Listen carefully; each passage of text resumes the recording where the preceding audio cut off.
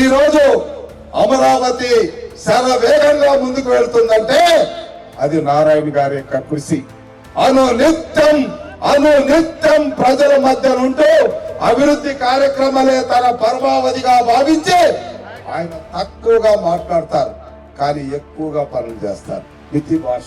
ఏదైనా సమస్య ఉందని ముందుకు వెళ్తే చూద్దామంటారు, కానీ వీలు కాదనే మాట రానే రాదు. ఇదే ప్రాజెక్టుకి 70 కోట్ల రూపాయలతో స్టామ్ వాటర్ కూడా కలుపుదామని చెప్పారు. అయితే చంద్రశేఖర్ గారు, సార్ అది ఎప్పుడైనా రానివ్వండి, ఫస్ట్ ఇది చేయండి సార్ అని చెప్పి అడిగితే, సరే అది మనసు ఒప్పుకోకపోయినా 128 కోట్ల రూపాయల ప్రాజెక్ట్ ని 48కే కుదించి మన కోరికను తీర్చినటువంటి నారాయణ గారిని